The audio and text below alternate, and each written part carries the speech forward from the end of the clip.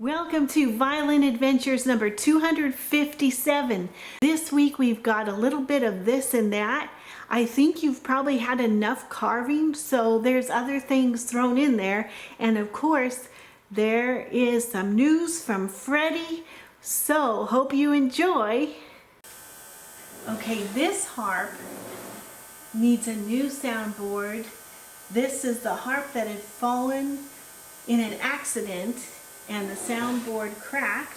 So I'm going to take the soundboard off, and this is made to just easily disassemble. So I've loosened the strings. Okay, I've got the screws out, and now we're going to take off there it is. Alright, there it is. There's our soundboard. And inside I keep David's pouch. We've got the Star of David, harkening back to David, the first real harp player that played for the Lord that we know of. And then his little pouch, you know, he had his pouch where he carried his stones. In this pouch we carry the tuner, and I also carry an electronic tuner just to get it in tune. So that's what we have there. We're going to get started on making a new soundboard. There's just a little bit left, and there's some smaller pieces that are too small, so we'll see what we can find up there. Okay, the two sides that I'm going to want to glue together are very crooked, so I'm going to straighten them up first.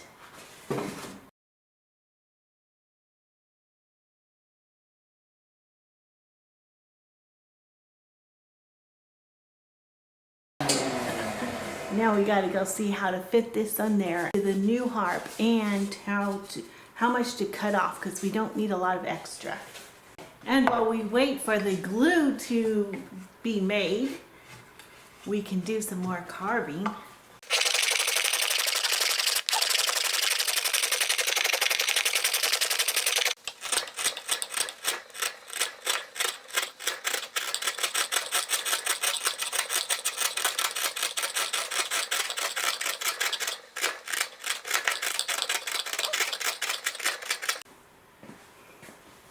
Okay, it's time to sharpen some of my favorite tools. So I've got my little gouge here in a little holder. This is a Tormek, and what I do is with the marker I mark the back side of the tool.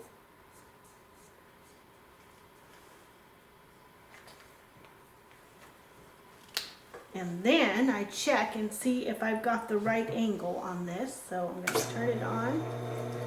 I've watered it really well. In fact, it needs more water. It drinks water like going out of style. Okay, let's check the angle.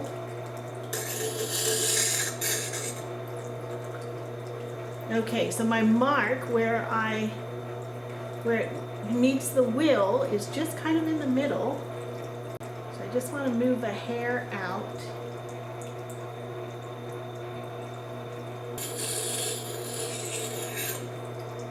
That's much better. So you can see, I don't know if you can see there where the wheel is hitting, so I'm happy with that.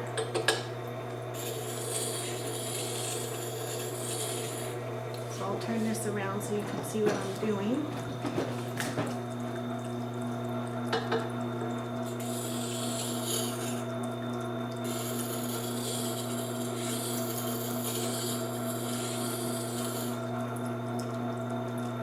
And I'll just do this until the black is gone.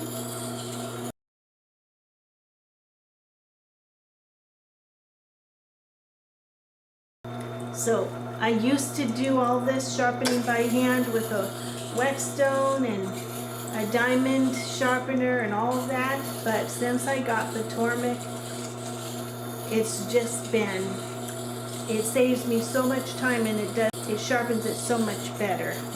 It really looks professionally done when I'm done. So that looks good. Now I'm gonna just run it across on here. I check it, and that feels good. So one down. This is my favorite gouge. I use it all the time for so many things. And it just needs a real quick touch up. So I'm coloring the back here. And I don't want to change this angle, it's just right. So let's see if it's, no, let's see, we got to go out just a bit.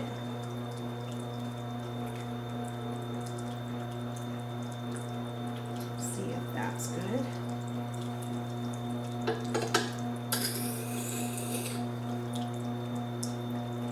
Yep, almost there. Go out just a bit.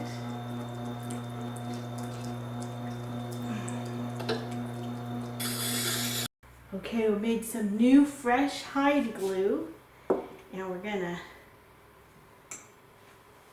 get this soundboard together.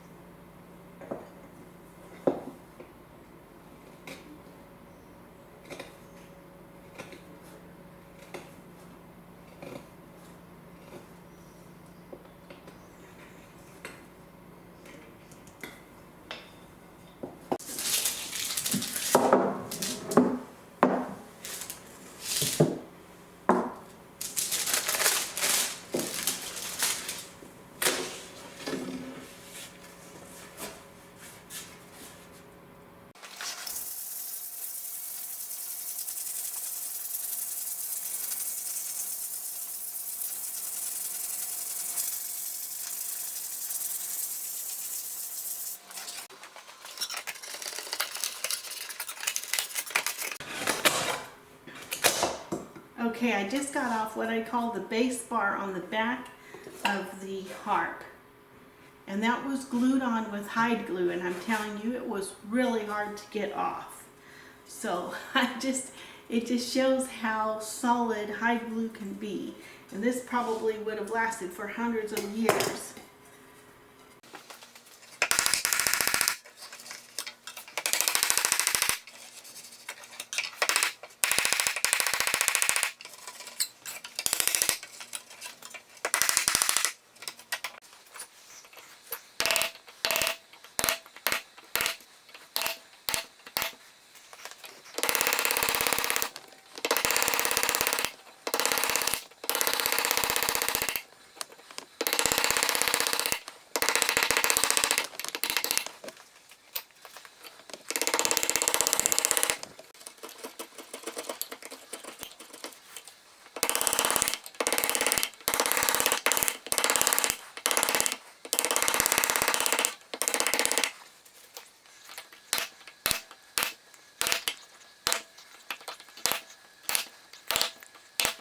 Time for a story. Okay, we were reading about the fiddler in the 1600s and how it was looked down upon. So I'm going to continue a little bit more on this.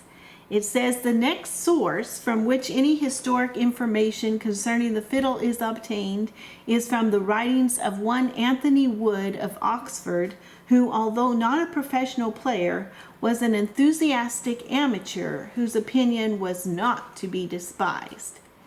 This worthy in his life, written by himself in the year 1654, gives an amusing account of a musical escapade which it may not be out of place here to repeat, as the work is rather scarce and difficult of access. It throws an interesting light on the state of music at that period. He says, having by this time got some musical acquaintance, a frolic by all means must be taken by us. And what should it be but to disguise ourselves in poor habits and like country fiddlers scrape for our livings?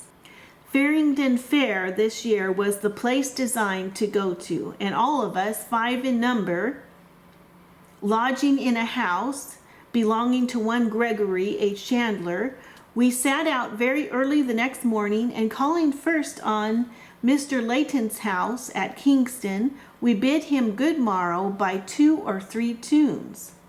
He came in the hall among us, listened to our music, and gave us some money. Afterward, we had done with him, we retired to the inn, standing on the road, going to Farringdon, dined there, and after dinner we were entertained by some of the neighbors, who gave us some money and victuals, and I think we returned very late that evening to Oxon. And he goes on to describe what they were playing. Most of my companions would afterwards glory in this, but I was ashamed and could never endure to hear of it. That was a good guy. Okay, he goes on to relate that by 1656, he had a genuine skill in music and frequented the weekly meetings of the musicians in the house of the late organist. And then he goes on to describe each of the players that were in the group and how some of them didn't play well, some of them played all right, and some were conceited. Then we move on. Under the year 1658, he informs us that Balzer, the most famous artist for the violin that the world had yet produced, was now in Oxon, and by this day, July 24th, A.W. was with him, and Mr. Ed Lowe at the meeting house. A.W. did then and there, to his very great astonishment, hear him play on the violin.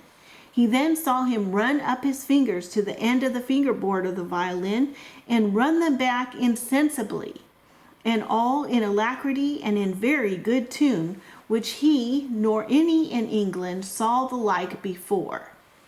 A.W. entertained him and Mr. Lowe with what the house could then afford, and afterwards he invited them to the tavern, but they being engaged to go to other company, he could no more hear him play or see him play at that time.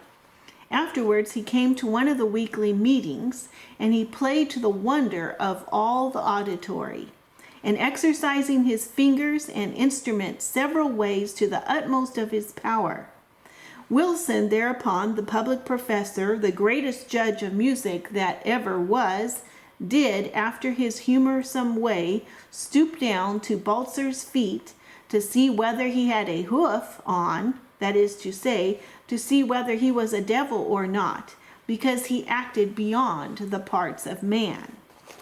About this time it was that Dr. John Wilkins, warden of the college, the greatest curioso of his time, invited him and some of the musicians to his lodgings, purposely to have a concert and to see and hear him play.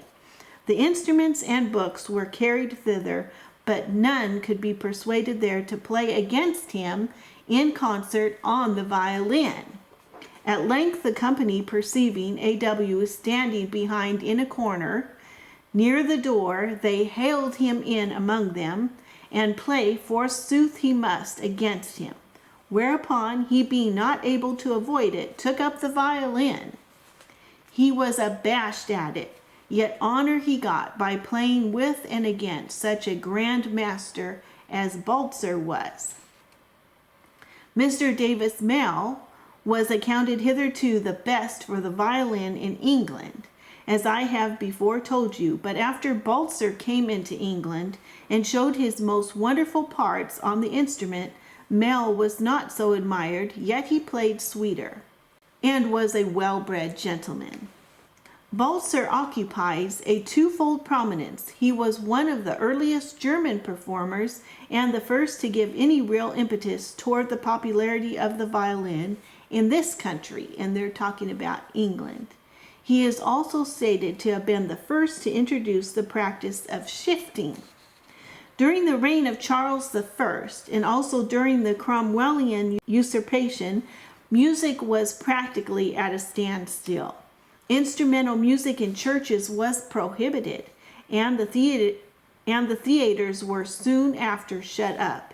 Indeed, as a previous historian of the art has observed, nothing but syllabic and unisonous psalmody was authorized or even permitted in the church. Organs were taken down, organists and choirmen reduced to beggary, and the art of music, and indeed all arts, but those of killing, canting, and hypocrisy, discountenanced if not prescribed. However, with the restoration of Charles II came the restoration of music in this country. The musical taste of this monarch having been formed in France during his sojourn there, he was naturally anxious to introduce the French style into this country, and as we have seen from the writings of A. Wood, he emulated the French king, Louis XIV, by employing a band of 24 violins. From this period, and with this impetus, the epoch of violin playing in England may be said to date. The leader of this band of 24 violins was Balzer. He was succeeded by John Bannister, who was really the first English violinist at any note. It is worthy of notice that Bannister was sent abroad by Charles II in order to study music and acquire the French taste, and so fit himself for the leadership of the king's band, which post, however, he soon lost, for asserting in the king's hearing that the English violinists were superior to those of France, which probably accounts for the note made by Pepys in his diary. Bannister must have been a very enthusiastic musician, for he was the first who publicly advertised concerts in this country. And that's where we'll stop. It looks like we're almost ready to start up the history of the violin in Italy. Freddie wants to chat.